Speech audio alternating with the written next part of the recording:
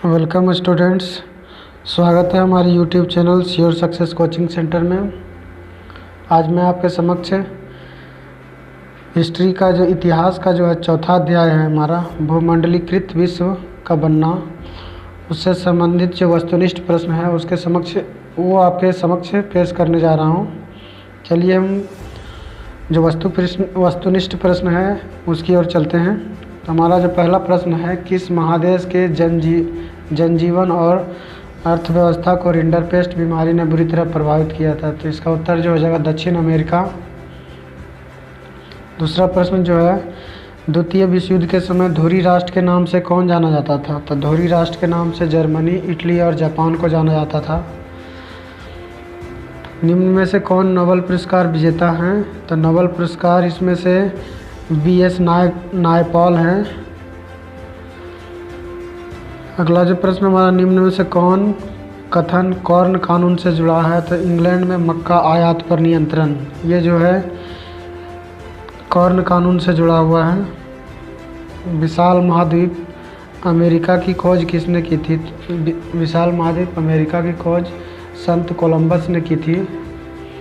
अगला जो प्रश्न हमारा है, 18वीं शताब्दी तक किन दो देशों को विश्व का सबसे धनी देश माना जाता था?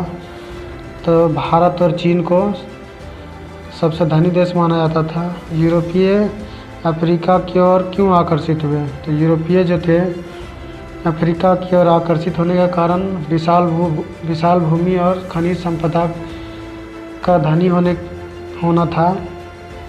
अगला जो प्रश्न है, विश्व बैंक की स्थापना की गई थी? तो विश्व बैंक की स्थापना युद्ध के बाद की पुनर्संरचना के लिए वित्तीय मदद के उद्देश्य से की गई थी। विकासशील देशों के समूह हैं, तो विकासशील देशों के समूह को हम G77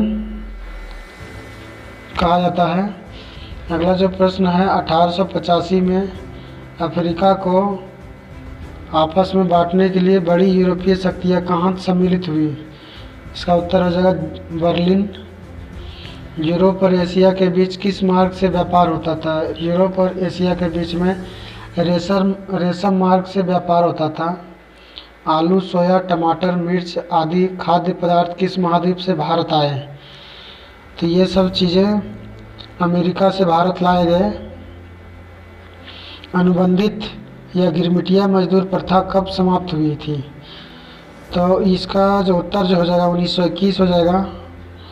होसे कहाँ का धार्मिक उत्सव है? तो होसे त्रिनिदाद द्वीप का एक धार्मिक उत्सव है।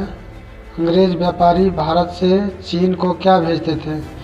अंग्रेज व्यापारी भारत से चीन को अफीम भेजते थे। मित्र राष्ट्र में कौन कौन से देश थे? तो मित्र राष्ट्र में ब्रिटेन, फ्रांस और रूस थे। किन देशों के समूह को केंद्रीय शक्तियाँ कही जाती थी?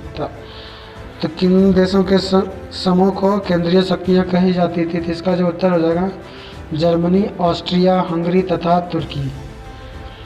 आज मैंने आपके समक्ष इतिहास का जो चौथा अध्याय था उसको रखा। आने वाले दिनों में इसके आगे जो औद्योगिकरण का युग है उसको रखा जाएगा। यदि अभी तक आपने हमारे चैनल को सब्सक्राइब नहीं किया है तो सब्सक्राइब कर लें और वीडियोज़ को लाइक कर दें ताकि आप तक लेटेस्ट वीडियोज़ की अपडेट पहुंचती रहे। धन्यवाद।